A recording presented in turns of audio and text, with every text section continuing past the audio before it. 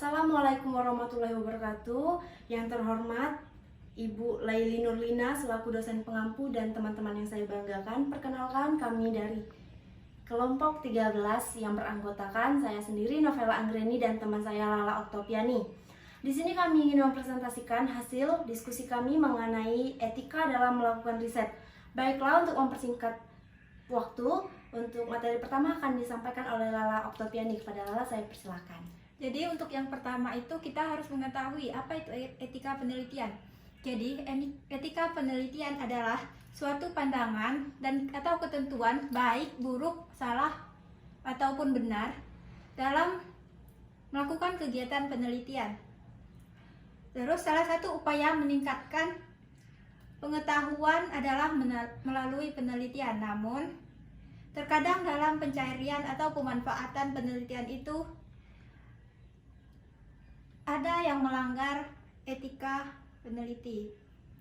Nah, untuk selanjutnya kewajiban seorang peneliti. Yang pertama yaitu tanggung jawab. Tentunya tanggung jawab ini terhadap proses penelitian baku ilmiah. Yang kedua, tanggung jawab terhadap hasil penelitiannya. Dan yang ketiga, tanggung jawab kepada masyarakat. Dan yang keempat adalah tanggung jawab bagi kehormatan lembaga dan yang mendukung penelitian tersebut. Baik, untuk selanjutnya yaitu prinsip dasar etika penelitian, yaitu ada 4 prinsip. Yang pertama yaitu menghormati orang, yang kedua yaitu manfaat, yang ketiga yaitu membahayakan subjek penelitian, dan yang keempat yaitu keadilan. Baik, selanjutnya saya kembalikan ke moderator. Baik, terima kasih Lala. Untuk materi selanjutnya yaitu mengenai kode etik penelitian. Nah, ternyata untuk seorang peneliti harus mengetahui 9 kode etik sebelum melakukan riset. Nah, yang pertama itu peneliti harus membaktikan diri pada pencarian kebenaran ilmiah, di mana peneliti wajib menjelaskan fenomena sebagaimana mestinya atau apa adanya sesuai dengan ketetapan peraturan yang telah dikeluarkan oleh LIPI tahun 2013 yang berbunyi mereka yang melakukan penelitian dilarang memanipulasi data dengan tujuan apapun. Nah, terus yang kedua yaitu peneliti melakukan kegiatannya dalam cakupan dan batasan sesuai dengan hukum, di mana peneliti harus mampu bertindak dengan mendahulukan kepentingan semua pihak yang terkait dalam penelitiannya, dan yang paling penting yaitu keselamatan dengan tetap berdasarkan tujuan mulia berupa penegakan HAM dan kebebasannya. Nah, kemudian yang ketiga ada pengelolaan sumber daya keilmuan dengan pengetahuan rasa tanggung jawab, di mana peneliti melakukan penelitian harus membawa manfaat kebaikan sesama, di mana tetap mengedepankan keefisienan dalam menggunakan sumber daya lain seperti menjaga alat-alat ilmiah dan alat bantu lain dalam penelitian, serta menjaga lingkungan dan sekitarnya dalam menjalankan penelitiannya agar penelitian itu tidak merusak lingkungan sekitar. Nah, kemudian peneliti memiliki tanggung jawab dalam menyajikan data hasil penelitiannya dengan memberikan akses dan izin kepada penelitian lain.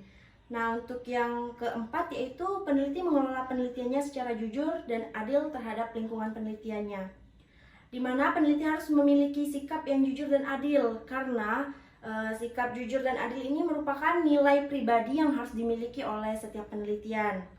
Nah, nilai ini sendiri dapat diwujudkan dengan memberikan akses kepada pihak lain untuk memverifikasi hasil serta melakukan penelitian lanjutannya.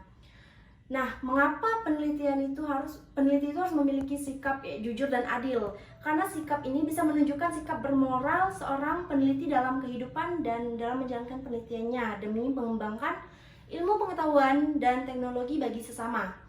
Kemudian yang kelima yaitu peneliti harus menghormati segala bentuk objek dalam penelitian baik hayati maupun non-hayati. Karena penelitian harus menghormati segala bentuk objek penelitian baik itu benda mati ataupun makhluk hidup. Dalam hal ini semua objek penelitian harus diperlakukan secara baik dan bermoral. Seperti contohnya itu manusia, tumbuhan, hewan ataupun benda mati.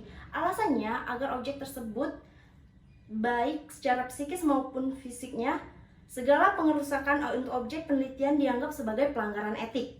Terus yang keenam yaitu peneliti harus membuka diri terhadap tanggapan, kritik, dan saran baik dari peneliti lain maupun pihak luar. Nah, peneliti harus memiliki sifat yang terbuka, di mana segala kritik dan masukan harus dapat diterima secara lapang dada. Hal ini memberikan umpan balik yang baik dalam keberlangsungan pengembangan ilmu pengetahuan.